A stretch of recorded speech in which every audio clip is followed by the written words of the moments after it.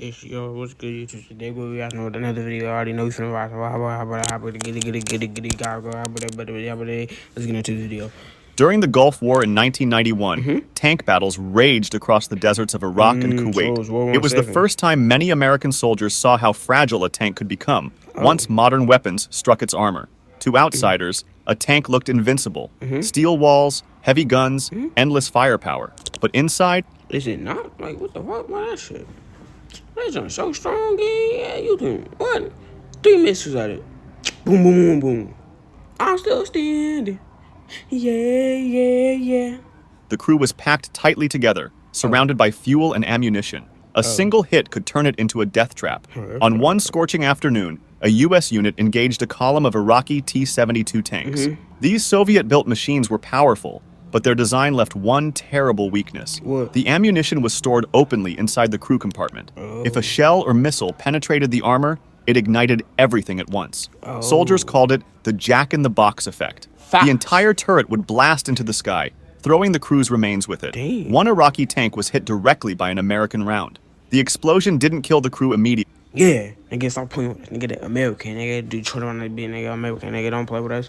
Yeah, we did those dudes dirty. Yeah, we. Boom,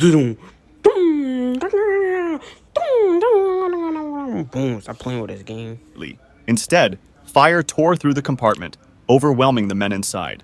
Witnesses later recalled that the gunner was still alive, desperately trying to force open his hatch. The flames spread over his body as he screamed for help, but the steel expanded with the heat, jamming the mechanism. From the outside, American soldiers could hear his cries, but could do nothing. For several long minutes...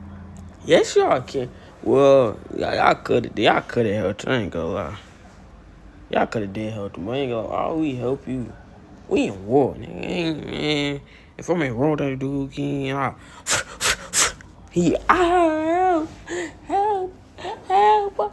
I would have stand over him again. If I was so sure, I would have opened that hatch, let him out while he thought stuff was good, came up. The man fought against the flames, pounding at the hatch while smoke poured from every opening. Damn. Then, the ammunition inside began to cook off. Shell after shell exploded in rapid succession, until finally, the entire turret blew free from the hull in a massive fireball. The tank was gone, and so was everyone inside. To the soldiers who witnessed it, the memory never faded. The image of a man trapped in a steel coffin, burning alive just inches from freedom, haunted them long after the war ended. Man, that haunts y'all niggas soft. On my cousin, y'all are soft, gang. Alright, let me stop. On my man, y'all are soft, gang. Man, that haunt y'all, man. I would have literally ran in there. Gang, we in war. I don't care if you ain't signing for this, and I don't care if you got family at home. I would have opened that hatch and boom, I would have looked you dead in your eyes. I said, you ain't going nowhere. Yeah, throw a grenade in there. Yeah, I'm gangster. The incident later revealed that even the strongest armor could turn against its crew. And online, our own defenses can fail just as quickly. I found this out the hard way when I searched my own name and email on the internet. Page after page of data broker sites had my private details, old addresses, phone numbers, even information about my family, all just sitting there for anyone to act. Oh, well, gang, if you want to find out where I live at, gang, I'll tell you where I live at, gang. You don't got to come to my house. Wait, no, don't come to my house. Actually, I got a little brother and a mama and a newborn and a grandma. Don't come to my house. I ain't gonna lie, I'm soft, gang. All that stuff I be talking on YouTube video. If a dude like running to me, try to run me, I'm running. I'm soft, gang. I ain't gonna lie to you. My bad, yo. Don't come to my house. I just realized what I just said, gang. Yeah, don't come to my house. It feels violating. Data brokers collect and sell your information without your consent, making billions in the process. And while they're technically supposed to remove it if you ask, the process is so frustrating and complicated that most people just give up. That's where today's sponsor, Aura, comes in. Aura handles this automatically. They get your information taken down from these sites, and they keep it off. I use Aura myself, and I recommend it to my family and friends because it's the only way I actually feel protected online. But Aura is much more than just data removal. It's a full digital security platform. It alerts you if your info That's why I chose USS Iowa was conducting training exercises off the coast of Puerto Rico. The battleship was one of the largest in the U.S. Navy, armed with massive 16-inch guns that could fire shells weighing nearly a ton. Each turret was a steel fortress of its own, 3 stories tall, with narrow ladders, ammunition hoists, and cramped compartments. That morning, Turret 2 was fully manned with 47 sailors. Their job was to prepare the guns for firing. It was dangerous but routine work. ramming powder bags into the breach, stacking shells in the hoists, sealing the heavy doors. Once the sequence started, escape was impossible. At 9:55 a.m., something went horribly wrong. As the crew was loading powder into the center gun, an explosion ripped through the turret. In an Dang. instant, a wall of fire tore across the chamber. The shockwave slammed against steel bulkheads. Men near the initial blast died instantly, but Dang, others were RIP deeper them. inside the turret, trapped in compartments with no way out. Witnesses on the deck later said they could hear faint voices over the intercom, panicked screams, desperate shouts for help before the system cut off. Alright, so let me say, like, y'all heard all this, y'all like think to go help. Alright, you know, if I ain't like, if one of my workers screaming, begging for help, and I can go help them, game on their own, bro, I'm helping them, gang. Only if I mess with you, if I don't mess you, you did some crazy stuff, try to get me fired, all that other stuff, gang. Alright, let me stop trolling. I might help them. Yeah. Inside, the temperature skyrocketed to over 3,000 degrees Fahrenheit. Oh, yeah, they The got fire cooked. sucked the oxygen out of the air, turning the Dang. turret into a sealed furnace. On Man. deck, sailors rushed to the scene. Black smoke was pouring from every vent. Nah, They tried to nobody's- open the hatches, but the steel was too hot to touch, and the Fact. locks were jammed from the pressure inside. Yeah, They I'm could already only knowing. stand helplessly as their friends died just feet away. Within Dang. minutes, the screams went silent. The fire raged until it consumed all the oxygen left in the turret.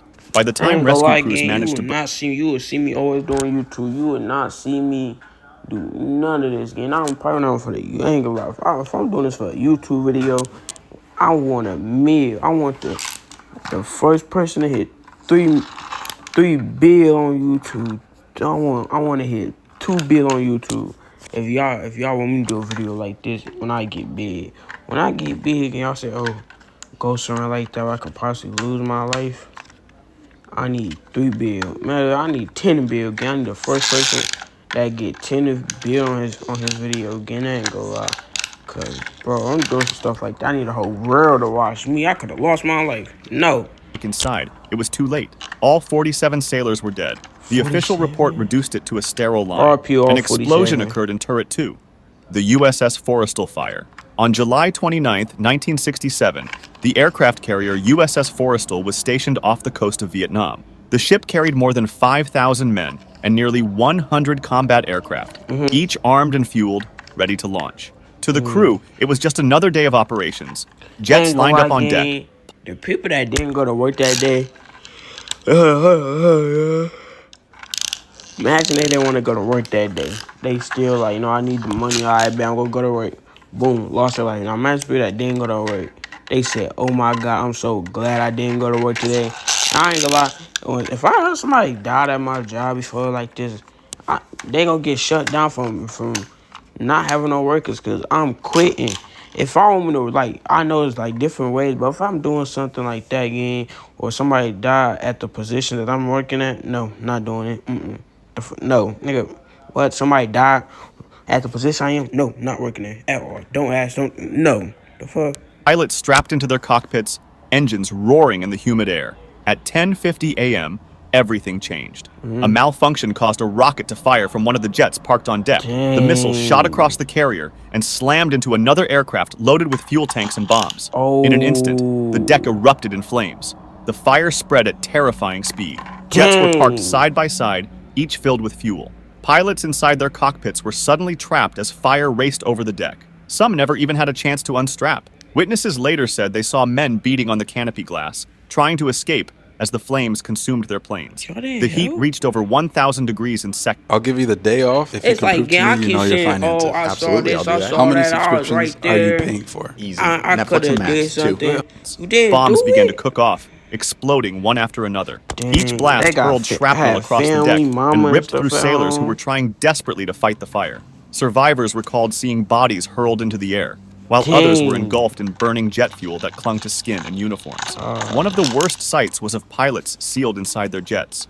Some burned alive in their seats. Their screams carried over the ship's loudspeakers as radios crackled with desperate voices. Firefighting crews tried to reach them, dragging hoses across the deck, but every new explosion pushed them back. The flames were unstoppable. It took hours to bring the fire under control.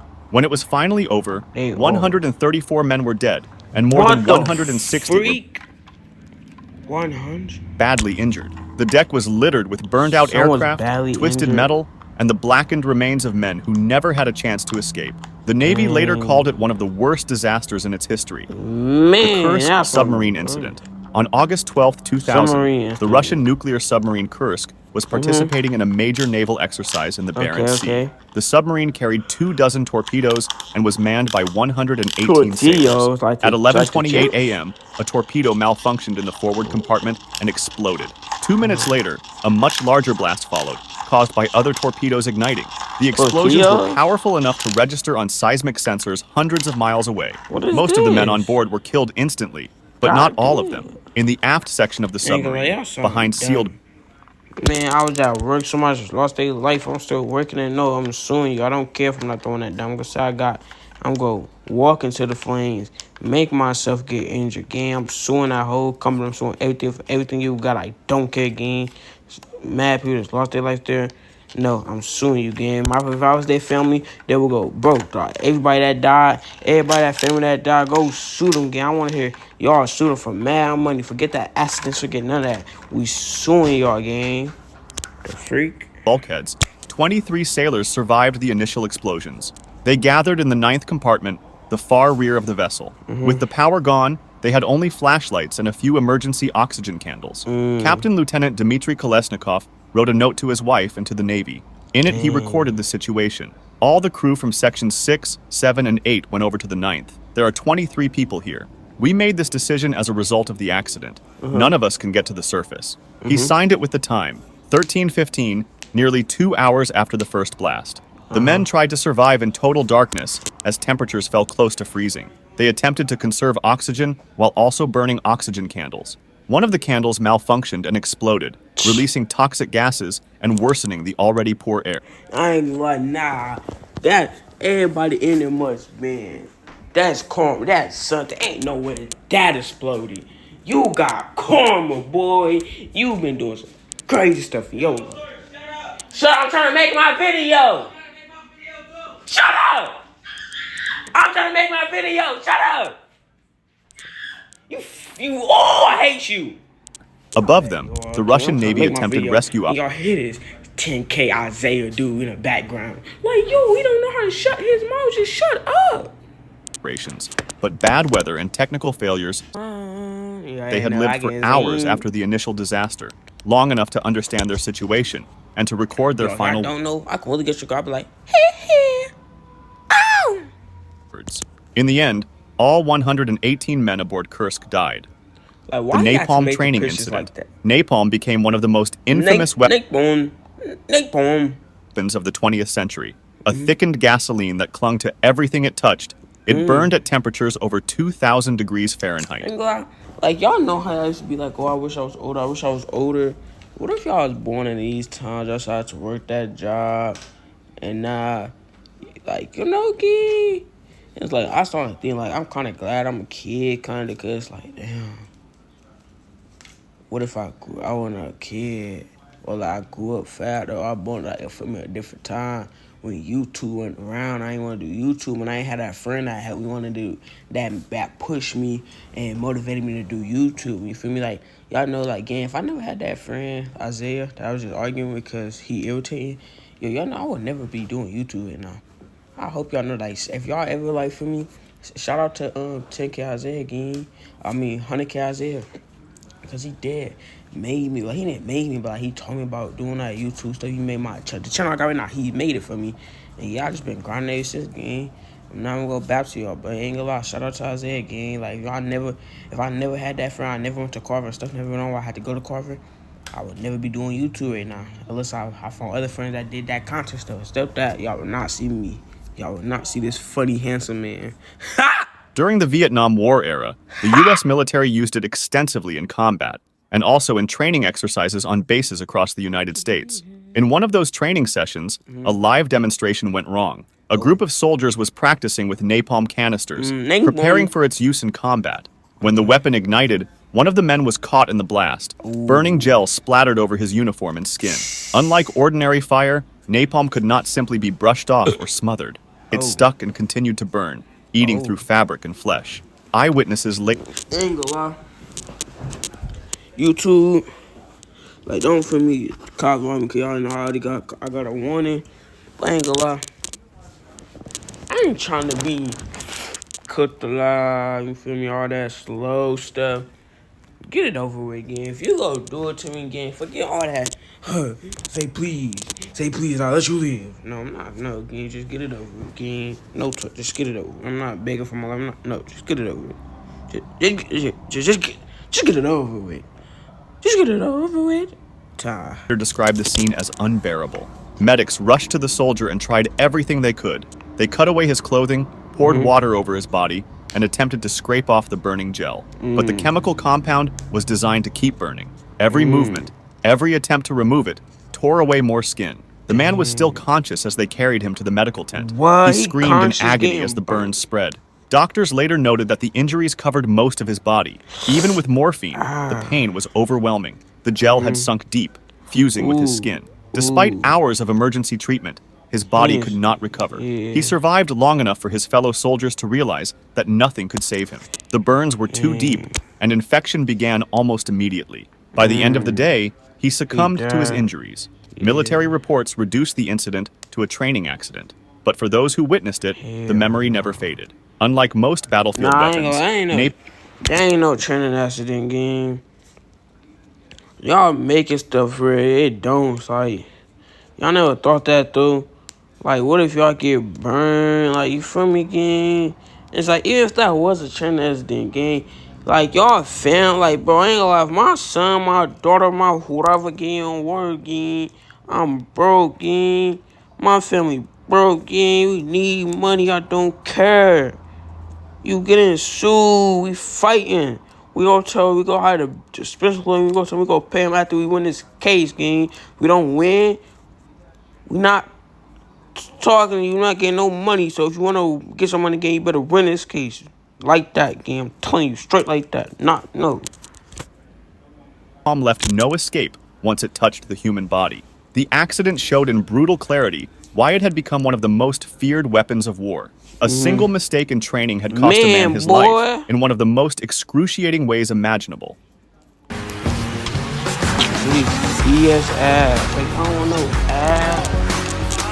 The bunker incident. In 2003, during the invasion of Iraq, U.S. forces used dozens of hastily built bunkers and reinforced shelters around Baghdad. These structures, made of concrete slabs and sandbags, were meant to provide protection from mortar fire and airstrikes. But under the stress of explosions, they could just as easily become traps. One such bunker was being used as a forward operating shelter for soldiers resting between patrols. The roof was a heavy layer of concrete, supported by simple steel beams. When nearby shelling shook the ground, the structure collapsed without warning. The roof was a heavy layer of concrete, supported by simple steel beams. When nearby shelling shook the ground, the structure collapsed without warning. Several men were inside when the ceiling collapsed. Most managed to scramble out, coughing through dust and debris. But one soldier was pinned beneath a slab that weighed several tons. His legs and chest were trapped under the concrete, leaving him unable to move. Rescue efforts began immediately. His comrades tried to shift the debris by hand, then with tools. Dust filled the air, making it hard to breathe. The trapped soldier was conscious, speaking to them, urging them to hurry. Medics reached him and worked to stop his bleeding, but the pressure of the slab made it impossible to free him quickly. Hours passed. Engineers brought equipment to lift the concrete, but every attempt risked the slab shifting and crushing him completely. I ain't gonna lie. Like, imagine being alive again while this happening. Like, that's bad. The soldier remained alert, slipping in and out of consciousness. His fellow soldiers later said the hardest part was hearing him speak, knowing he was aware of his situation, but unable to escape. Despite continuous efforts, the rescue took too long. Internal injuries and blood loss worsened with every minute. Eventually, his voice grew weaker. By the time they managed to shift enough debris to reach him fully, it was too late. He had died still trapped under the concrete. The S-178 submarine incident. On October 21st, divers later confirmed that the knocking sounds were received. Rescue operations began the next day.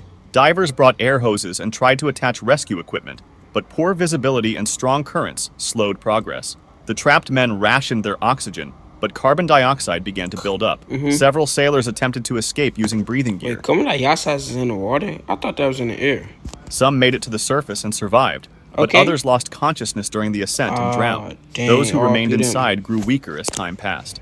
After 2 days, divers managed to reach the submarine and open hatches. I don't want The to hear that. S-170 After 2 days, okay, let's get into this. and their use of a group of young Army recruits lined up on the grenade range. It was one of the most dangerous parts of their training. Yeah, Each man would step into a sandbagged pit, is pull they the playing pin hot on a potato live with fragmentation grenades? grenade, throw it, and then duck for cover. The supervising instructor that day was Sergeant First Class John R. Rice, a veteran with years of service. His job was to stand next to each recruit, guide them through the process, and make sure no mistakes were made. But mistakes could happen in an instant. One of the recruits pulled the pin from his grenade.